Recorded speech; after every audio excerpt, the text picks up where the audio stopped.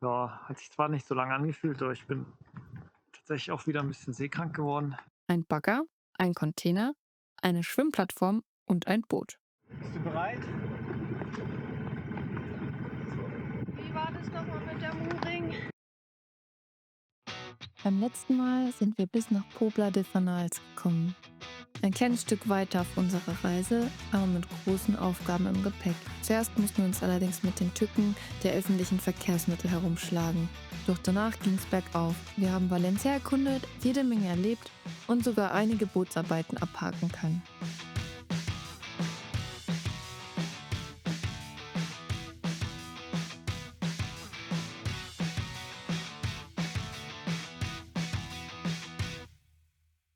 Ach ja, und ganz nebenbei haben wir auch noch 2 Kajaks geschenkt bekommen. Mittlerweile sind wir schon 2 Wochen in Pobla de Fanals. Und nach langem Hin und Her haben wir beschlossen, die Kajaks doch nicht zu behalten. Die sind einfach zu schwer, zu sperrig und 2 davon auf dem Deck wären wirklich zu viel des Guten. Also heißt es leider zurückbringen. Schade.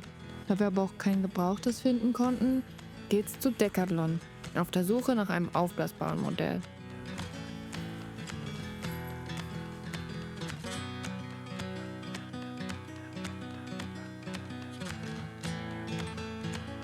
Mal sehen, ob das taugt.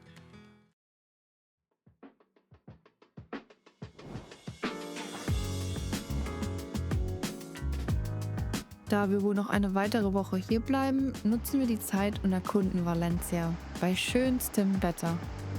Besonders überrascht haben uns die Preise. Egal welches historische Gebäude oder Museum man besucht, der Eintritt kostet selten mehr als 4 Euro. Für so viel Geschichte und Kultur ist das wirklich ein Schnäppchen.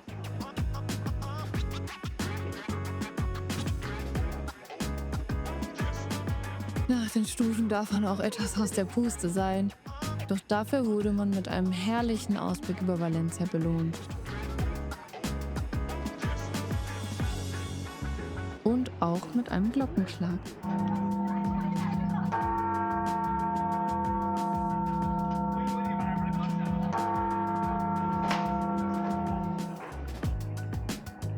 Wir haben uns in den letzten Tagen wirklich einiges angeschaut.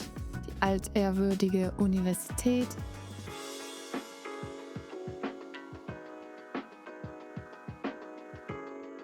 faszinierende Kunst- und Designausstellungen, beeindruckende Architektur aus vergangenen Jahrhunderten, das historische Seidenhaus,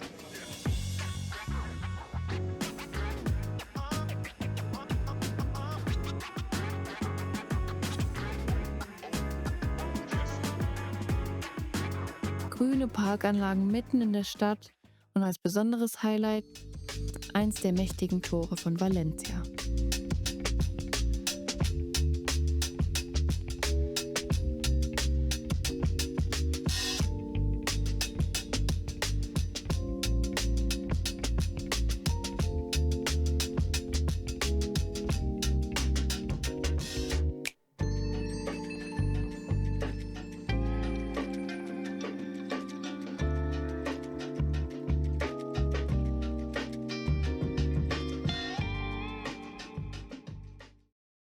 Wir wollen ja jetzt auch demnächst den längsten Turn jetzt machen mit 60 Meilen.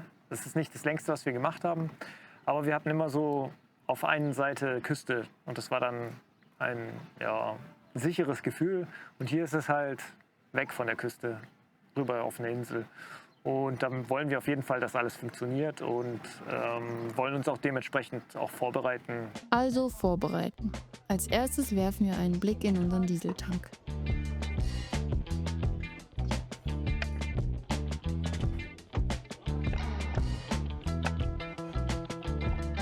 Okay, stopp. Und sieh da, ein bisschen Schmutz hat sich schon angesammelt. Also filtern wir das Ganze sorgfältig heraus mit Kaffeefiltern. Improvisation an Bord ist eben alles. Dann messen wir noch das Additiv ab. Eine kleine, aber entscheidende Portion Chemie, die verhindert, dass unser Diesel der gefürchteten Dieselpest zum Opfer fällt. Als nächstes geht's ans Tanken mit unseren Kanistern.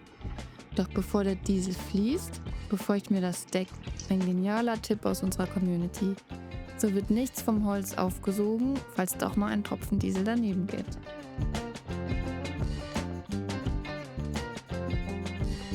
Dennis steckt 2 Schläuche in den Kanister. Einer zum Umfüllen, der andere um Luft hineinzublasen, damit der nötige Druck entsteht. Ein genial einfacher, aber effektiver Trick. Ebenfalls ein Tipp aus unserer Community. Kaum haben wir das Deck nass gemacht, ist es auch schon wieder trocken. Bei der Hitze kein Wunder. Also nochmal Wasser drauf, bevor der nächste Kanister drankommt. Mit dem zweiten Kanister dasselbe Spiel.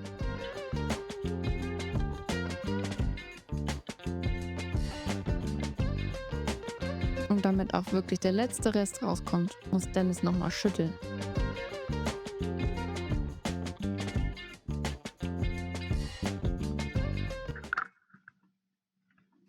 Unser Wasserhahn ist schon seit einiger Zeit undicht.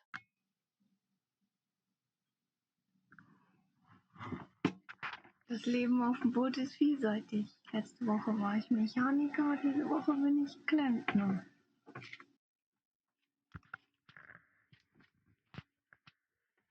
Eigentlich dachten wir, dass wir den Dichtungsring falsch reingemacht haben. Den hat jetzt Doro nochmal nachgebessert und siehe da, es liegt tatsächlich nicht an uns. Hier sieht man es.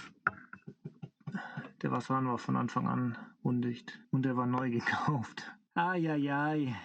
Keine Ahnung, was wir machen. Entweder es belassen oder schauen, ob wir nochmal irgendwo einen Wasserhahn kaufen. Und Mülltrennung ist ja auch so eine Sache. Das ist die Mülltrennung. Ach ja, ein Ölwechsel steht ja auch noch an. Gar nicht so entspannt, wie wir es uns vorgestellt hatten.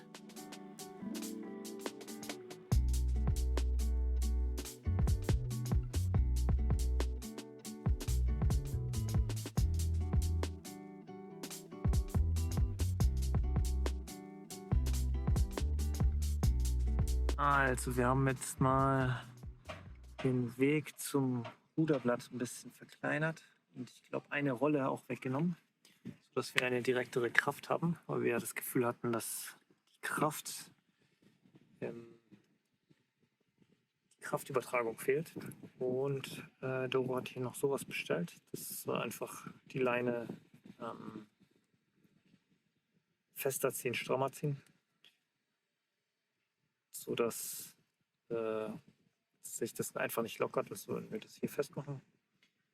Wenn wir das hier festziehen, dann bleibt es dann auch fest. Das ist eigentlich so ein Ding für Fender, warum auch immer es was für Fender gibt. Aber ja, wir benutzen es jetzt mal für die Kraftübertragung unseres Autopiloten. Ja, jetzt heißt es dann, würden wir es testen, wenn wir losgehen. So, wir haben hier frostige, ich glaube 24 Grad. So sieht es aus, wenn man sich an Hitze gewöhnt. Gestern waren es 31, ich friere. So geil.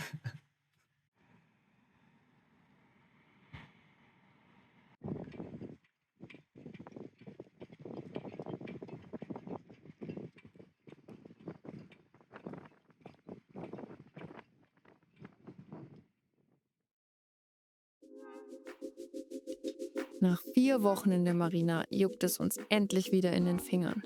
Der Sommer ruft. Wir wollen raus, mehr ankern, einfach wieder das Gefühl von Freiheit spüren. 3 mögliche Ankerplätze haben wir uns für heute rausgesucht. Und die Vorfreude ist riesig. Aber vorher nutzen wir noch schnell den Landstrom, um heißes Wasser auf Vorrat zu machen. Man weiß ja nie.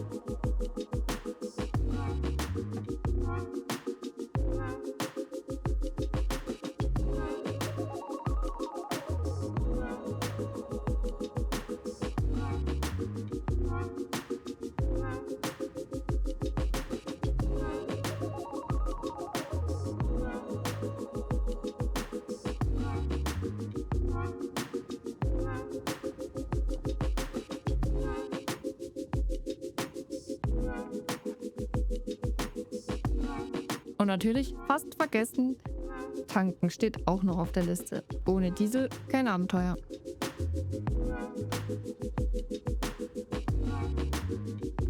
So, mal schauen. Ich stelle es mal auf 1 Watt um. Hat bisher noch nie wirklich geklappt. Das bedeutet, dass die Reichweite vom Funk einfach kleiner ist. Und 1 Watt ist dann so minimale Reichweite. Aber gefühlt hat es immer auch vor dem Hafen nie geklappt. Gucken wir mal, ob wir innerhalb vom Hafen die Leute ausrufen können. Pobla Marina Marinero, Pobla Marina Marinero, Pobla Marina Marinero, aquí Nami, Nami. Adelante, Pobla Marina. Yo necesito ayuda para repostar, por favor. Vale, enseguida vamos de camino. Gracias. Scheint zu funktionieren, geil. Ist innerhalb vom Hafen.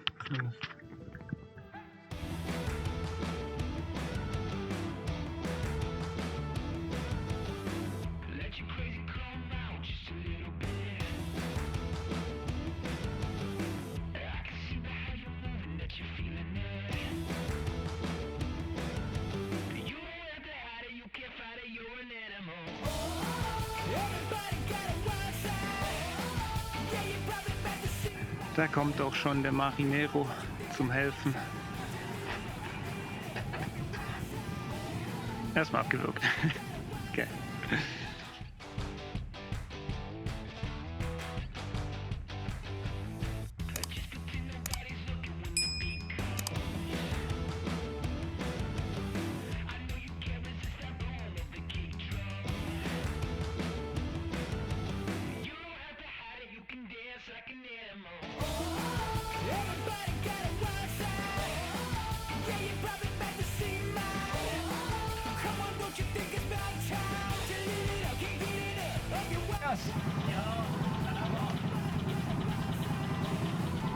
Kommen wir zur nächsten Schwierigkeit.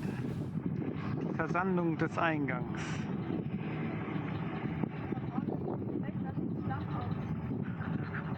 Dann geh vor und guck. Wegen der geografischen Lage sammelt sich vor dem Hafen von Pobla ständig Sand an. Also muss regelmäßig ausgebaggert werden. Das Ganze ist erstaunlich simpel, aber faszinierend. Ein Bagger, ein Container, eine Schwimmplattform und ein Boot. Und schon wird der Hafen wieder freigeschaufelt.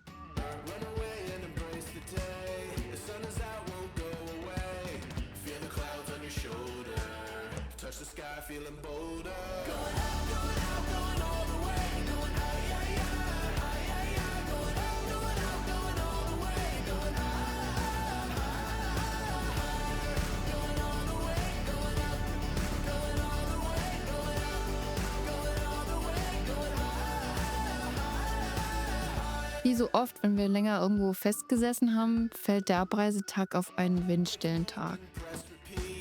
Tja, denkste, kaum draußen dreht der Wind und blies uns direkt entgegen. Typisch Seglerglück. Leider ist der Ankerplatz nicht so geschützt wie gedacht. Und der andere Ankerplatz ist gar nicht geschützt, zumindest nicht für den Wind. Jetzt gerade so Südwind.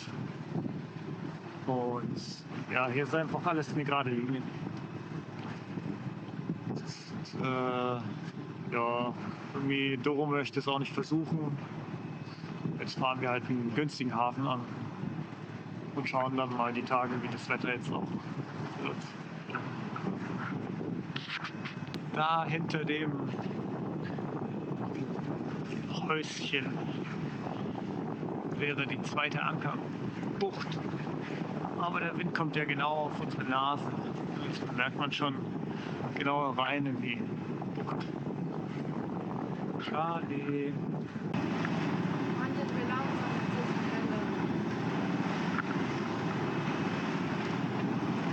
Ein bis 1,5 Knoten langsamer.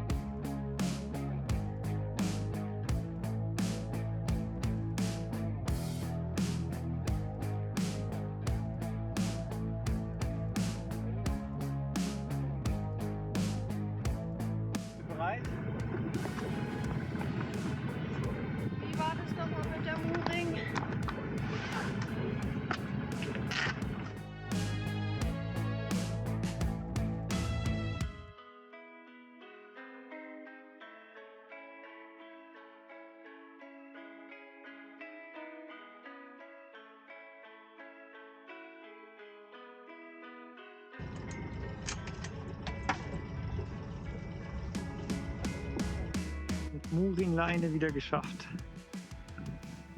Und, was war hier die größte Herausforderung? So kurze Leinen, weil keine Klampen. Nur angeschweißte Schäkel. Sieht aber zumindest gut aus. Hey, die sind nur angeschweißt, also.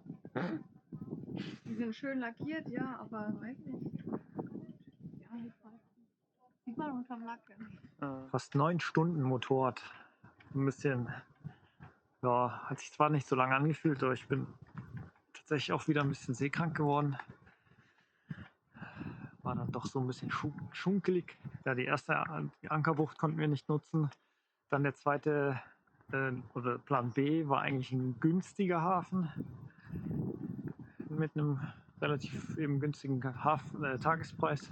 Und da hatten wir halt die Vermutung, dass eventuell wegen der Tiefe nicht ganz hinhauen könnte. Aber die meinten, die haben halt einfach keinen Platz. Das war schon so ein Problem. Und ja, die haben jetzt uns angenommen. War jetzt auch eigentlich kein Problem. Der hat mein schlechtes Spanisch auch verstanden. Jetzt bin ich mal gespannt. Wir haben ja eigentlich auch unsere Bootspapiere wieder. Aber ich versuche es trotzdem wieder alles über E-Mail zu machen.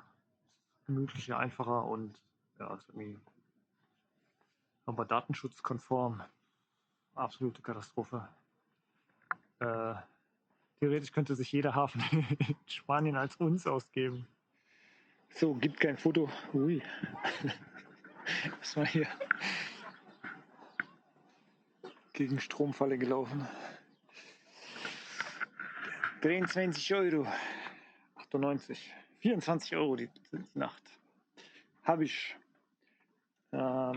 Tagespreise sind hier generell recht teuer.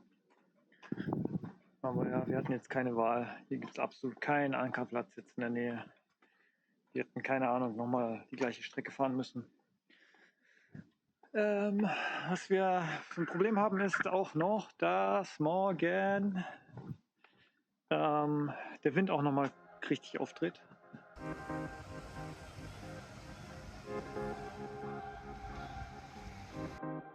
Na gut, und kümmern uns um die kleinen, nervigen Baustellen an Bord. Zum Beispiel unsere Toilettentür, die sich seit Tagen standhaft weigert, richtig zu schließen. Das Problem, das Schloss rastet nicht mehr ein. Kennen wir schon. Dennis versucht es zunächst mit ein paar Unterlegscheiben. Eine echte Fummelarbeit. Aber irgendwie muss es ja gemacht werden.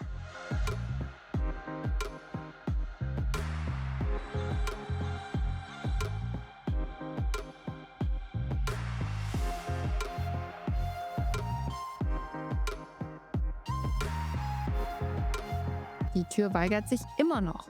Also eile ich zur Hilfe und gemeinsam suchen wir nach dem Übeltäter. Eine durchgerostete Schraube. Kaum entdeckt, haben wir sie auch schon ersetzt. Und die Tür schnappt wieder sauber zu. Dann hat auch noch bei der langen Fahrt unsere Welle angefangen zu quietschen. Das deutet darauf hin, dass unsere Stopfbüchse auch mal wieder geschmiert werden will.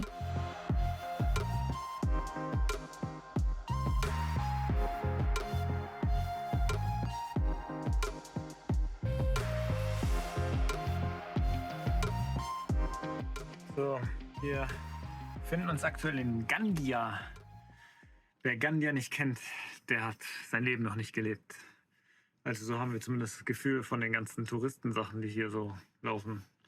Jetzt wollen wir am Steg mal gucken, wie so die Wellen sind. Die sind recht hoch, 0,7 mit 3 Sekunden Abstand.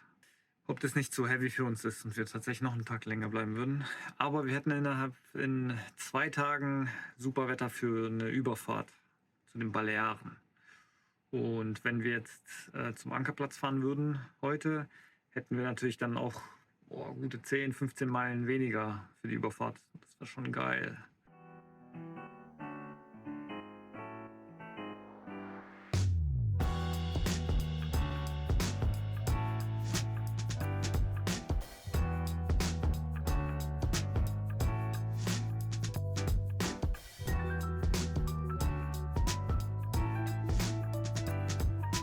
Am Ende entscheiden wir uns doch, noch einen Tag dran zu hängen. Sicher ist sicher. Manchmal ist Geduld eben der bessere Kapitän.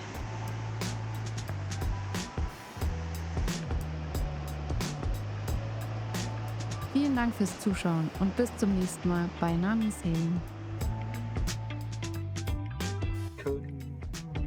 Wir brauchen Socken zur Sicherheit. Dann geht's los.